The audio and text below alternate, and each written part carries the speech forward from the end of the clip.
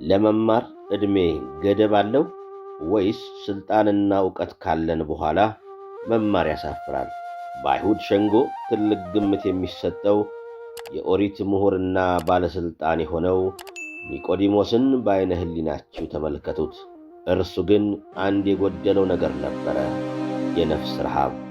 ዛሬ የምናየው ስለ አንድ ሌሊት ጉዞ ነው። ይህ ጉዞ ከጨለማ ወደ ብርሃን፣ ከሕግ ዕውቀት ወደ መንፈሳዊ ልደት የተደረገ የትሕትና ጉዞ ነው። ኒቆዲሞስ በሌሊት የመጣው ለምን ነበር? እኛስ ወደ ክርስቶስ ለመምጣት ምን እየጠበቅን ነው? በስመ አብ ወወልድ ወመንፈስ ቅዱስ አሃዱ አምላክ አሜን። ኒቆዲሞስ የዐቢይ ጾም 7ኛ ሳምንት። ኢትዮጵያዊው ቅዱስ ያሬድ የዐቢይ ጾም የሳምንታት ስያሜዎች ከሥርዓተ ማኅሌት በጾመ ድጓ መጽሐፍ አዘጋጅቶታል። በኦርቶዶክሳዊት ተዋሕዶ ቤተ ክርስቲያናችን የበዓላት ቀኖና መሠረት ኒቆዲሞስ ተብሎ በሚጠራው በዐቢይ ጾም 7ኛ ሳምንትም ከዋዜማው ቅዳሜ ጀምሮ በቅድስት ቤተ ክርስቲያን የሚዘመረው ዝማሬ፣ የሚሰበከው ስብከት፣ የሚሰጠው ትምህርት፣ የሚነበበው ወንጌል ኒቆዲሞስን የሚያወሳ ነው።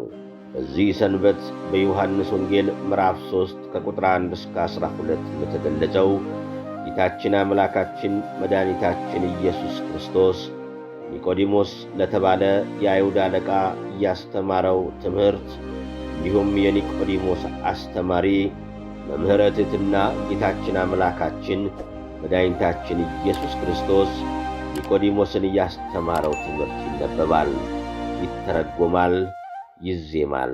ለመሆኑ ኒቆዲሞስ ማን ነው? ኒቆዲሞስ የሚለው ቃል የግሪክ ቃል ሲሆን ኒቆዲሞስ ማለት ድል ማድረግ ወይም አሸናፊነት ማለት ነው።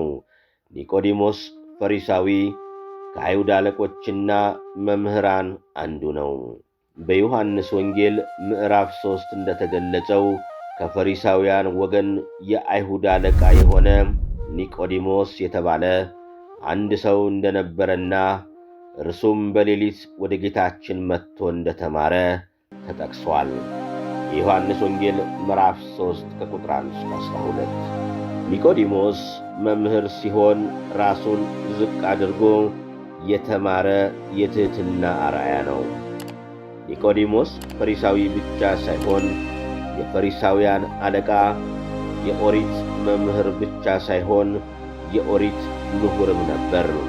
በእርሱ ደረጃ የነበሩ ታላላቅ የአይሁድ ምሁራን መንፈሳዊ ሥልጣናቸውና ሹመታቸው የእግዚአብሔር ስጦታ መሆኑን ረስተው በሕዝቡ ላይ የሚመጻደቁ ነበሩ። በዘመናቸው ዕውቀትን የሚገልጥ እውነተኛ አምላክ የካህናት አለቃ ኢየሱስ ክርስቶስ ለቤዛ ዓለም ሲገለጥ የአይሁድ ምሁራን የጌታን መገለጥ አልወደዱትም። የእርሱ ትሕትና የእነርሱን ትዕቢት የሚያጋልጥ ነበርና ወደ ጌታችን ኢየሱስ ክርስቶስ የሚሄዱትን ሁሉ ይነቅፉ፣ ይከሱ ነበር። ጌታችንም የፈሪሳውያን ሐሳባቸው በግብዝነት የተሞላና ከንቱም እንደሆነ ነግሯቸዋል። ለደቀ መዛሙርቱም ከጻፎችና ከፈሪሳውያን ጽድቅ የሚበልጥ ሥራን እንዲሠሩ አስጠንቅቋቸዋል። የማቴዎስ ወንጌል ምዕራፍ 5 የማቴዎስ ወንጌል ምዕራፍ 16 ቁጥር 6። ኒቆዲሞስ ከነዚህ ከፈሪሳውያን መካከል የተገኘ ልዩ ምሁረ ኦሪት ነበር። ኒቆዲሞስ ራሱን ለእውነት ልቡን ለእምነት አዘጋጅቶ ከሁሉ ቀድሞ በሌሊት ክርስቶስን ፍለጋ የመጣ ከነዚህ ፈሪሳውያን ወገን ተለይቶ እንደ አባታችን አብርሃም ወደ ጽድቅ መንገድ የተጠራ ነው። ኒቆዲሞስ ሹመት እያለ ሁሉ ሳይጎድልበት እውነትን ለማወቅ ጥልቅናው ሳይታሰበው ከአካባቢው ጋር መመሳሰልን ሳይመርጥ ራሱን ዝቅ አድርጎ ከጌታችን መድኃኒታችን ኢየሱስ ክርስቶስ ዘንድ ሊማር በሌሊት መጣ።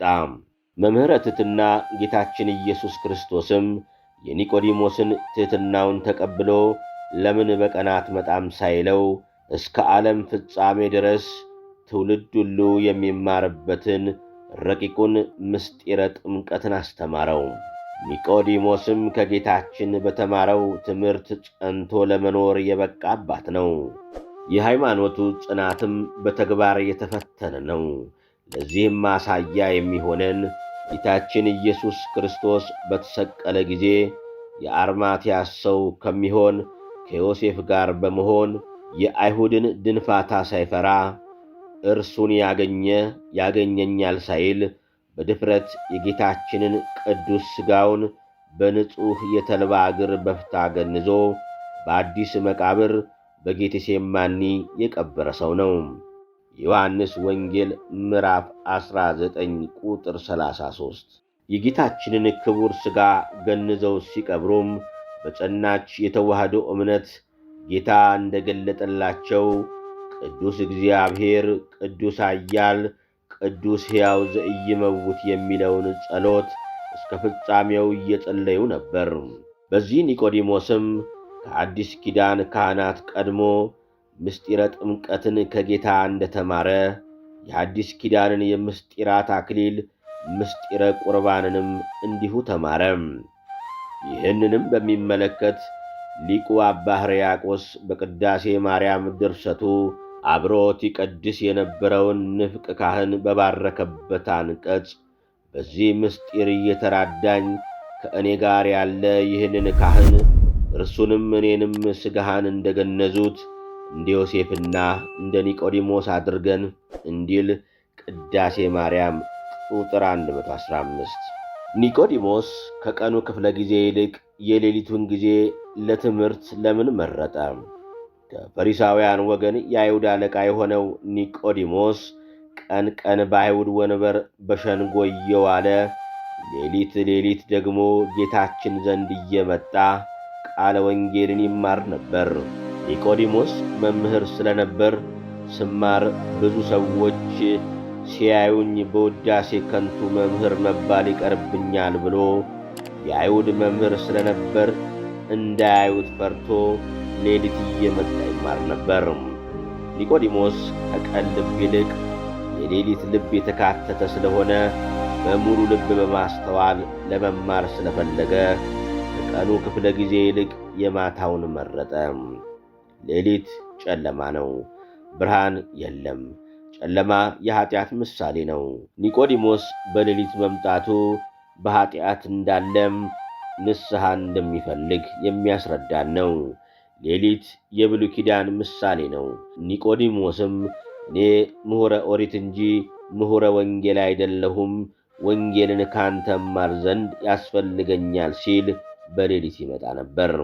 ብሉያት ከአዲሳት ጋር ተዋህደው ሲተረጎሙ ሰሙና ወርቁ ተጣምሮ የሕይወት ትምህርት ያስገኛል። ኒቆዲሞስ ምንም እንኳ የቀኑ ክፍለ ጊዜ ባይመቸውም በሌሊቱ ሰዓት ለመማር ችሏል። እኛም ከእርሱ ተምረን ከልብ ካለቀሱ እንባ አይጠፋምና ምንም ሥራ ቢበዛብን ቅዱስ ቃሉን የምንማርበት ጊዜ አይጠፋምና ሕይወት ለሚገኝበት ትምህርት ጊዜ ልንሰጥ ይገባል። ክቡራን ተመልካቾች፣ ኒቆዲሞስ ትልቅ ባለሥልጣንና መምህር ቢሆንም ለመማር ግን ጊዜ የለኝም ወይም ክብሬ አይፈቅድም አላለም።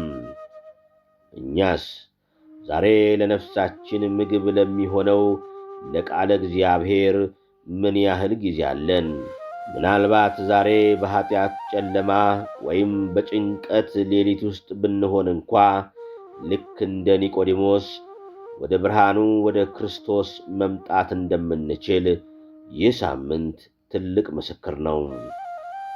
ከጨለማ ወደ ብርሃን፣ ከሕግ ወደ ጸጋ የምንሻገርበት የንስሐና የበረከት ጾም ይሆንልን። ያስተማረንና የመከረን ልዑል እግዚአብሔር ስሙ ለዘላለም የተመሰገነ ይሁን። አሜን።